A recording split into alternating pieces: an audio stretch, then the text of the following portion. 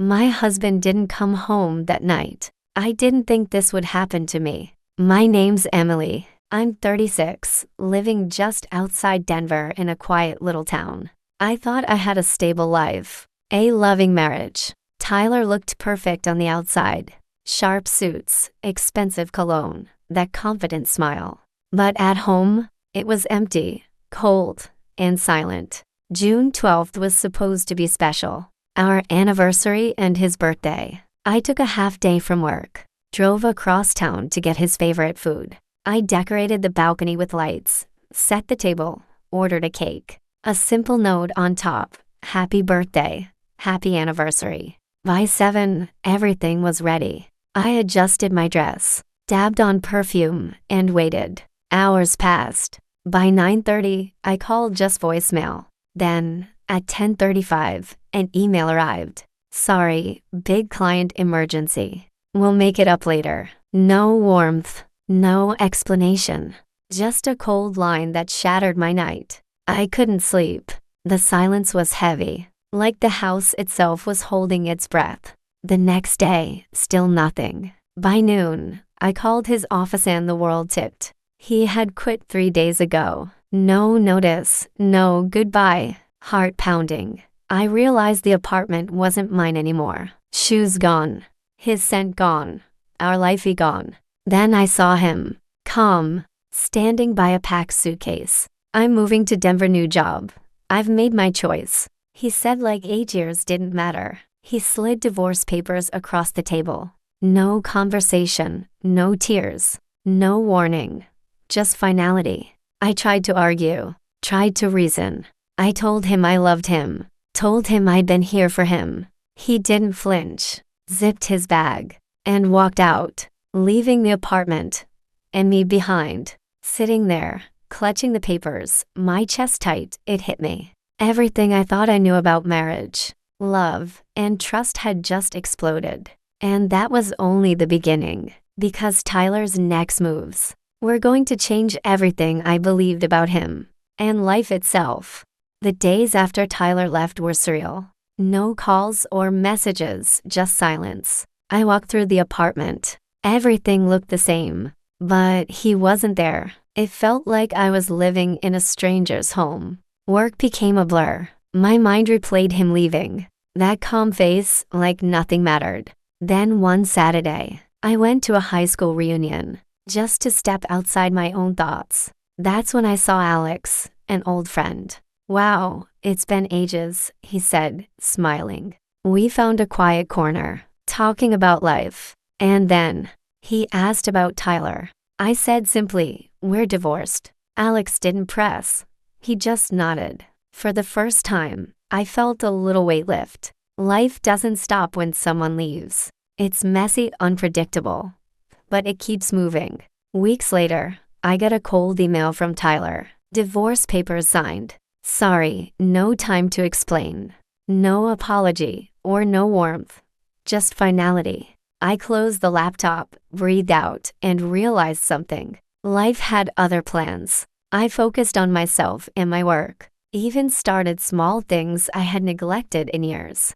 Life kept moving quietly. But then one morning, scrolling without thinking, something stopped me. A tagged photo. Tyler standing beside a pregnant woman I didn't recognize. I stared longer than I should have. My heart didn't break. Not tears, not anger, just shock. Something about her looked familiar. Then recognition hit. Marissa Ellis, the quiet girl from our high school. Always in the back row. Overlooked, underestimated. A flood of memories came back. That shy, calculating girl who no one expected to level up. And now, she is Tyler's wife, and building a life he had shut me out from. I thought about Lana, an old friend from school, who knew everyone's past. I called her. At first a casual talk, and then she asked about Tyler. So then I explained her everything. My divorce and Tyler's new life. And then I asked her, Lana, do you remember Marissa Ellis? There was a pause on the line, then Lana said, oh yes, why? And then I revealed that Tyler left me because of her. Lana sighed. Emily, she's always been smart, strategic, quiet, yes, but calculating. She could reinvent herself anywhere. So that's mean Tyler didn't choose randomly. He picked someone who fit his image of perfect. It clicked. Tyler wasn't brave or in love. He was predictable, self-centered, insecure. He left me for a woman he thought fit his plan. And for the first time, I felt curiosity instead of bitterness. Curiosity about him and about her, about how life had unfolded without me in his story. Several months passed after I saw that photo.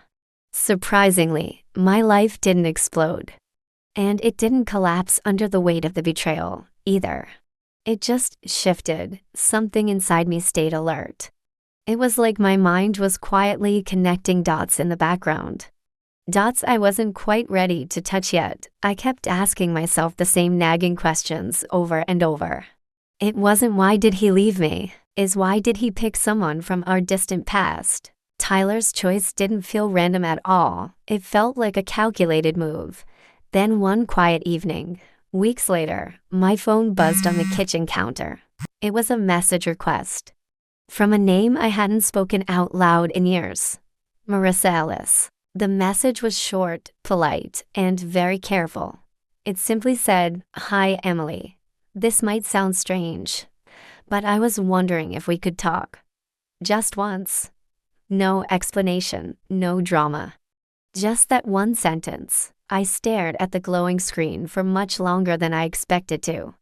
My first instinct was to ignore it completely, to protect my peace. But curiosity is a powerful thing. So I typed back to words, "Okay, coffee." We met a few days later at a quiet cafe. When she walked in, I barely recognized her. She looked polished and put together, exactly like the photos, but I noticed a deep tension in her shoulders. The kind you just can't fake. We sat across from each other. "I don't really know how to say this," she began, her voice barely a whisper.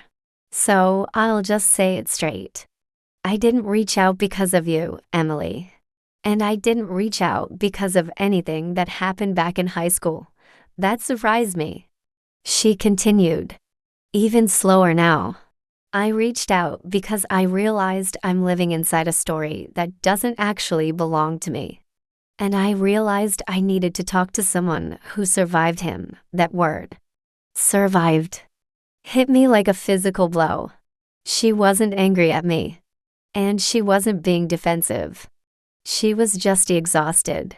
Looking at her, I knew right then that this conversation was going to change everything. We ended up talking for hours. Marissa finally shared her side of the story. I listened in silence as she described a Tyler I recognized all too well, but a version that was even more extreme. She described him as controlling, deeply narcissistic, and incredibly insecure. I told her about the photo I had seen of them online, the one where they look so happy, so perfect, while they were expecting the baby. Marissa looked down and said, "That photo wasn't real life, Emily," she whispered. She confessed that she had felt trapped, almost from the very beginning. She was forced to play the role of the perfect wife, because Tyler was obsessed with how they looked to the outside world. But behind the screen, behind the beautiful photos, she was walking on eggshells every single day. It was shocking to hear, yet everything finally lined up. Tyler's charm, that easy smile, it was all just a mask he wore for everyone else. He didn't want a partner. He wanted a trophy that he could control. Marissa looked me straight in the eyes. "I reached out because I realized I was living in a prison," she said, her voice trembling. "I needed to talk to the only other person who truly knows who he is. The life you saw online, the one you thought he left you for, it isn't real. He's the same man he always was, Emily. He hasn't changed, and he never will." Hearing her say those words changed something deep inside me. Marissa assumed I knew Tyler's heart, but she was wrong.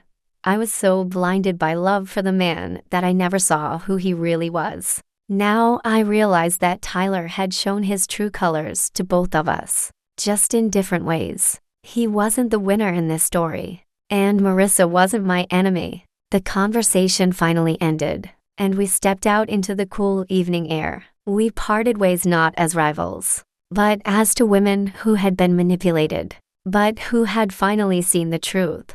I walked back home, and for the first time in years, I felt as light as a feather. I actually found myself smiling with genuine joy. I realized then that Tyler leaving me was actually the best thing that ever happened to me. Because of his departure, I found myself again.